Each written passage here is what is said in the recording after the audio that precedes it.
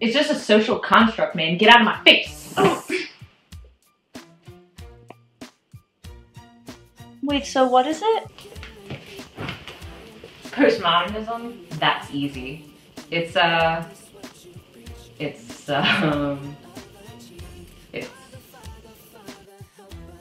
Postmodernism is a celebration of uniqueness and identity. It was a time to move away from restrictions and conformity.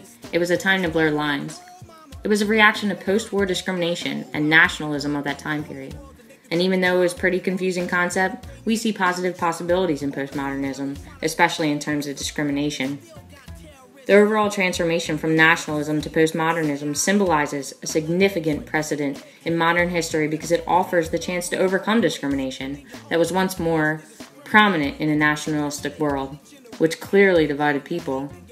This revolution shaped the social and political landscape of the world, and its influences can even be seen visually through architecture and design. Nazi propaganda beliefs of discrimination were spread through branding headed by Lenoid, the head of the propaganda department. His strong messages were spread through mass media, showing the power of the party. One example is the poster with Kunst ? Meaning art plastered over a sculpture. This showed that individualism wasn't accepted. This is a great juxtaposition to the branding in the modern age with Marseille Exuberance. Marseille Exuberance is an organization that uses branding to preach acceptance to religious groups. This logo uses universal symbolism to show the culture of the organization. Blue and white represents tranquility, a white dove for peace, a tree with many leaves to represent the many pieces of the organization. Lastly is an outline of the Notre Dame de la Garde, an iconic symbol of Marseille due to its location at the highest point. Acceptance is an ideal of postmodernity, but isn't always embraced. The magazine, Charlie Hebdo, uses satire to make fun of any group proves dystopian approach to acceptance. Charlie Hebdo's main point of conflict was depicting the Prophet Muhammad, which goes against the teachings in the Quran, eventually leading to a terrorist attack on the newspaper in January 2015.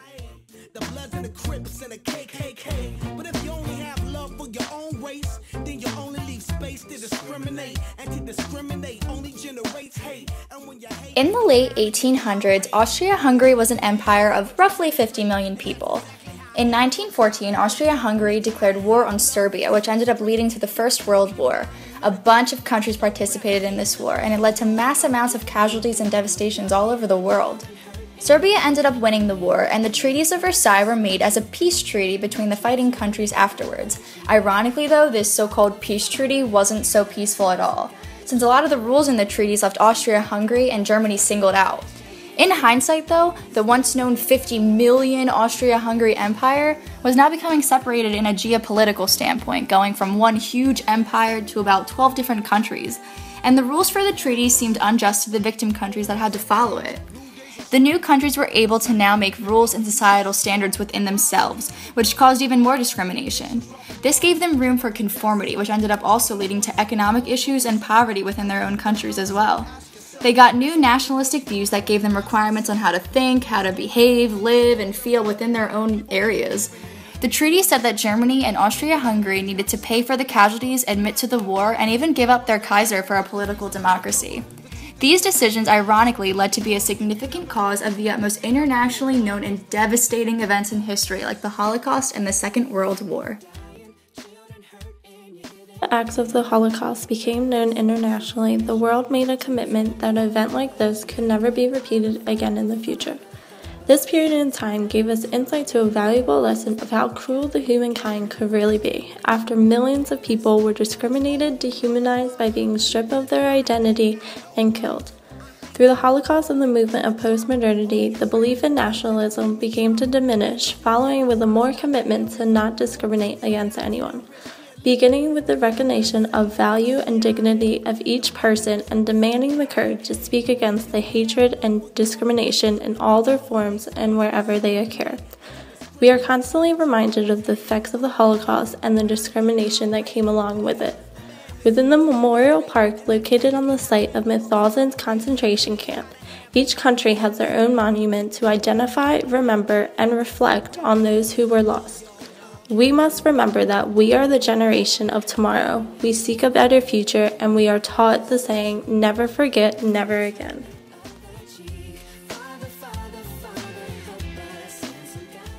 Sherbrooke Palace symbolizes nationalism because the goal at this time was to represent power through architectural styles of the past. Such styles were borrowed from the Greeks and Romans, who were the ancient symbols of power itself.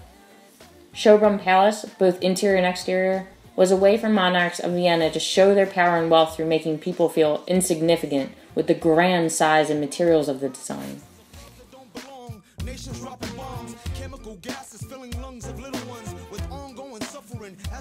An example of postmodernistic architecture was the Olympia Park in Munich, Germany, that was literally built on the ruins that once represented nationalism and stood as a symbol for becoming a more peaceful world. Germans and Austrians wanted to disassociate themselves from nationalism, and they were looking to new technologies and nature to do so. So, the Olympia Park symbolizes this with its very organic structure, taking form of the Swiss Alps and blending into the land with its use of color and movement. The use of glass for the structure was to represent the freedom from secrets and make an inviting space for all to come.